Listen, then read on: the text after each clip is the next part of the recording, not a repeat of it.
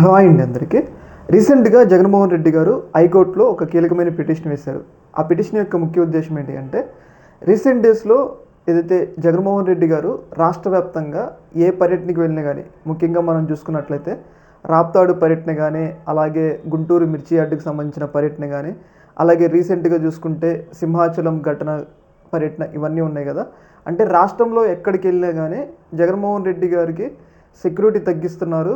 అలాగే నేను ఒక మాజీ ముఖ్యమంత్రి అయినా కనీస సౌకర్యం కూడా, అంటే కనీస సెక్యూరిటీ కూడా కల్పించట్లేదు. దీనివల్ల ఏంటి అంటే నా యొక్క భద్రతకి నాకు ప్రాణహాని ఉంది అని చెప్పేసి జగన్మోహన్ రెడ్డి గారు హైకోర్టుకి అయితే అప్రోచ్ కావడం జరిగింది. ముఖ్యంగా మనం చూసుకున్నట్లయితే ఒక మాజీ సీఎంకి ఉండాల్సిన కనీస సౌకర్యం, ముఖ్యంగా ఆయన ఇంటి వద్ద కానీ, అలాగే పార్టీ ఆఫీసులో కానీ, అలాగే ఆయన వాడే కారు కూడా ఎప్పుడో పాత కారు, పాత బుల్లెట్ ప్రూఫ్ కారు, కానీ తన సొంత కారు వాడుకుంటాన్నా కూడా పోలీసులు అనుమతి ఇవ్వట్లేదంట. అంటే రాష్ట్ర ప్రభుత్వం అనుమతి ఇవ్వట్లేదు. అయితే వీటన్నిటిని దృష్టిలో పెట్టుకొని, ఆయన భద్రతను దృష్టిలో పెట్టుకొని ఏదైతే జగన్మోహన్ రెడ్డి గారు హైకోర్టులో ఒక పిటిషన్ వేశారు. ఈ పిటిషన్ని విచారించిన హైకోర్టు కొన్ని కీలకమైన విషయాలు అయితే వెల్లడించడం జరిగింది.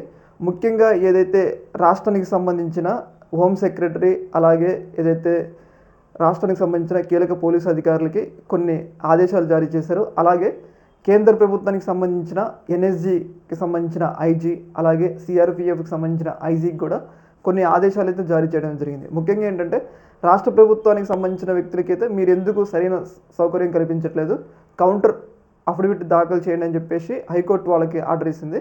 అలాగే ఎన్ఎస్జి, అలాగే సిఆర్పిఎఫ్ వాళ్ళకి మీరు కూడా ఏమైనా జగన్మోహన్ రెడ్డికి తెలుసుంటే మీరు కూడా జగన్మోహన్ రెడ్డి గారికి సంబంధించిన సెక్యూరిటీని పెంచాల్సిన అవసరం ఉంటే తక్షణం పెంచాల్సిన అవసరం ఉందా లేదా, వాటన్నిటి మీద ఒక కౌంటర్ దాఖలు చేయండి అన్నట్లుగా హైకోర్టు అయితే కొంచెం కీలకమైన ఆదేశాలు జారీ జరిగింది.